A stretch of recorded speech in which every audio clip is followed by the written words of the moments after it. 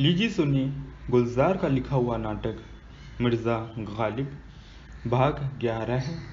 दृश्य 6। उसी सराय में दिन के वक्त मिर्ज़ा दीवान पर बैठे थे। कंधों पर कंबल पड़ा हुआ था। बहुत सारे लोग जमा थे। एक शख्स ने कहा, ये तो नहीं कह सकते आप, दिल्ली और लखनऊ की उर्दू में फ़र्क तो है। मसलन रत को आप मुज़कर मानेंगे या मुअन्नस। दूसरे शख्स ने कहा, लफ्ज़ मेरा कलम सही है या मेरी कलम। लखनऊ वाले तो मेरा कलम कहते हैं। औरत लिखे तो मेरी, मर्द लिखे तो मेरा। गालिब ने जवाब दिया। सभी हंस पड़े। पहले शख्स ने फिर सवाल किया, जूता या जूती। दूसरे शख्स ने कहा, मिर्ज़ा तो वही कहेंगे, औरत पहने तो जूती, मर्द पहने तो जूता। जी नहीं, जोर से पड़े तो जूता, हल्की पड़े तो जूती। एक ठहाका पड़ा। फिर गालिब कुछ संजीदा हुए। देखिए हजरात, हिंदुस्तान में हर 25 कोस पर लोगों की बोली बदल जाती है। इसलिए दो जगहों की ज़बान में फ़र्क आ जाए तो जायज़ है, लेकिन लोगों में फ़र्क आ जाए तो जायज़ नहीं है। ज़बान अलग होने से लोग अलग नहीं हो जाते, दुश्मन नहीं हो जाते। लखनऊ और दिल्ली की ज़बान में अगर फ़र्क है तो है, वे एक दूसरे के बैरी तो नहीं हैं। मजलिस में खामोशी छा गई। गालिब ने फिर कहा, मीर आए थे लखनऊ, मीर तक की मीर, आपने कद्र न की उनकी। मायूस होकर चले गई लखनऊ से। घाटा किसका हुआ? कुछ वक्फा खामोशी। फिर आशिक अली उठ खड़े हुए धीरे धीरे, और लोगों ने भी उठना शुरू किया। इजाज़त दीजिए मिर्ज़ा, खुदा हाफिज। एक बात अर्ज़ करूं, अगर नागवार न गुजरे। कहो ना। इतने दिन हो गए, नायब सल्तनत के पास चलेंगे नहीं तो इंतज़ाम कैसे होगा आगे चलने का। गालिब ने एक लंबी सांस ली और शेर फिज़ा में उभरा। रात दिन गर्दिश में है सात आज़मा, हो रहेगा कुछ न कुछ, घबराए क्या। दृश्य 7। पर्दे से ढके 2-3 इक्के शेरशाह सूरी की जरनैली सड़क पर बारिश के मौसम में भीगते हुए जा रहे थे। गालिब का सफ़र जारी था। मौसम बदल गया था। गालिब का सफ़रनामा सुनाई दे रहा था। पेड़ों की शाखों से पानी गिर रहा था। जूं तूं करके बांदा पहुंच गया। बांदा यानी बुंदेलखंड। यहाँ तकरीबन 6 महीने तक नवाब साहब के मकान पर रहा। नवाब साहब जुल्फ़िकार अली बहादुर और मेरे बुजुर्गों में बाहमी ताल्लुकात थे। नवाब जुल्फ़िकार अली बहादुर के वसीले से गालिब को बांदा में एक शख्स अमीन चंद से 2000 कर्ज मिला, जो ज़्यादा सफ़र मुहैया करने के काम आया। खुदा के करम और नवाब साहब की तीमारदारी और तवज्जो से मुझे बीमारी से निजात मिली। मैंने नवाब साहब से इजाज़त चाही। नवाब साहब की हवेली की डेवढ़ी में मिर्ज़ा ने हाथ को पेशानी से छूकर नवाब साहब का शुक्रिया अदा किया। और इलाहाबाद पहुँचो तो एक ख़त भिजवा देना। अच्छा मिर्ज़ा, खुदा हाफिज। तो मैं अल्लाह की अमान में सौंपा। आप गज़ब करते हैं नवाब साहब। क्यों मियाँ, क्या हुआ?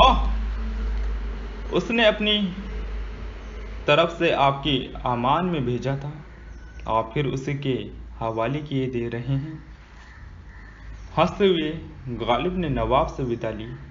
नवाब साहब बाहर तक छोड़ने आए।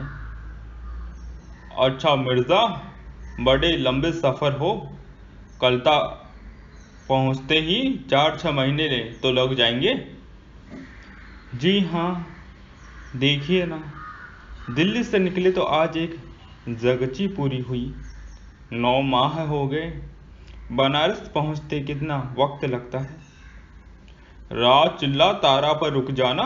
कोई खतवत भिजवाना हो तो थानेदार से हमारा नाम कह देना, वो भिजवा देगा। दृश्य 8। सफ़र चलता रहा, कभी सवारी पर कभी नाव में। गालिब का ये सफ़र उनकी ज़िंदगी का सबसे बड़ा सफ़र था। बांदा से निकलकर 2 रोज़ मोड़ा में क़याम किया, एक रात रास्ते में बसर की, फिर चिल्ला तारा पहुँच गए। हालांकि नवाब साहब ने कहा था कि रात चिल्ला तारा पर रुक जाना। इस सफ़र में 3 दिन लग गए। उनके खतों से पता चलता है कि जो गाड़ी बांदा से किराए पर ली थी उसकी सुस्त रफ्तारी से परेशान हो गए और फैसला कर लिया कि इलाहाबाद तक का सफ़र कश्ती से तय करेंगे। नावें बनारस पहुंच गई और बनारस के घाट नज़र आए। जब इलाहाबाद से बनारस आए तो बहुत दिन के लिए रुक गए। बनारस उन्हें भा गया। दृश्य 9। बनारस की एक शाम घाट की सीढ़ी पर गालिब खड़े थे। कंधों पर एक खुशनुमा शॉल था। पानी पर तैरते बजरों में से ठुमरी और घुंघरुओं की आवाज़ आ रही थी। बनारस उस वक्त हिंदुस्तानी मौसीकी का अहम घराना था। अयोध्या और बनारस का रुक्स कथक सारे मुल्क पर अपनी धाक जमाए हुए था। घाट पर मुजरा था, उसमें मौसीकी और रुक्स की महफिल थी। गालिब के दिलो दिमाग में इस रुक्स और मौसीकी का असर छाया रहा। मियाँ दाद खान को एक खत में लिखते हैं, भाई बनारस खूब शहर है और मेरी पसंद का है। एक मसनवी में उसकी तारीफ लिखी, चिराग देर उसका नाम रखा, वो मिर्ज़ा की फारसी दीवान में मौजूद है। गालिब का हुलिया भी बहुत बदल गया था उन दिनों। सर के बाल लंबे थे, घुंघराले दाढ़ी लंबी हो गई थी और कंधों पर दोशाला। वो बिल्कुल एक जोगी लग रहे थे। दृश्य 10। बनारस की तंग गलियां मशहूर हैं। ऐसी ही एक गली से होकर मिर्ज़ा अपनी कोठरी की तरफ जा रहे थे। सामने से एक पर्दादार औरत आ गई। गालिब एक दीवार से लगकर खड़े हो गए। वो औरत बसते हुए गुजरने लगी। अचानक वो खड़ी हो गई और मिर्ज़ा की तरफ पर्दा उठाकर देखती रही। वो गालिब को देखती रही और पहचान भी लिया, लेकिन गालिब उसे पहचान नहीं पाए।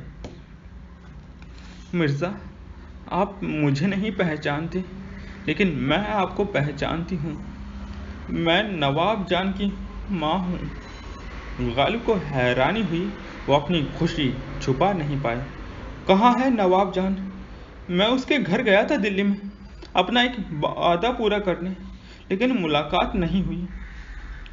दिल्ली छोड़कर हम यहाँ आ गए थे कोतवाल की धमकी के डर से। कहाँ है नवाब? उसकी अमानत है, हम कंधों पर उठाए फिरते हैं जो उस तक पहुँचानी है। गालिब ने अपने कंधों पर ओढ़ा हुआ दुशाला छुआ। अब खामोश क्यों हैं? मलका का गला भर आया। आखिरी वक्त तक आपको याद करती रही।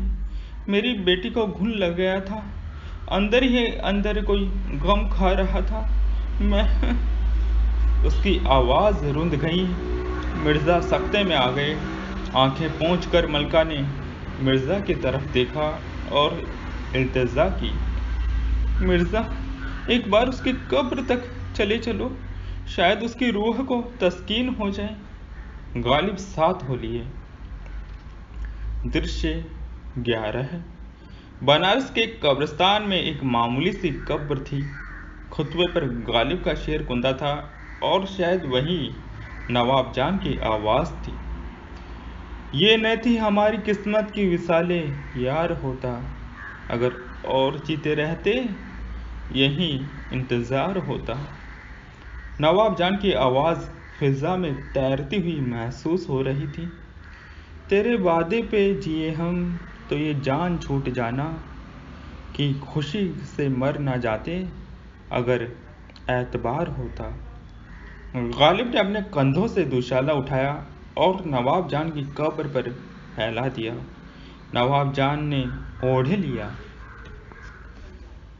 कोई मेरे दिल से पूछे तेरे तीरे नीमकश को ये खलिश कहाँ से होती, जो जिगर के पार होता।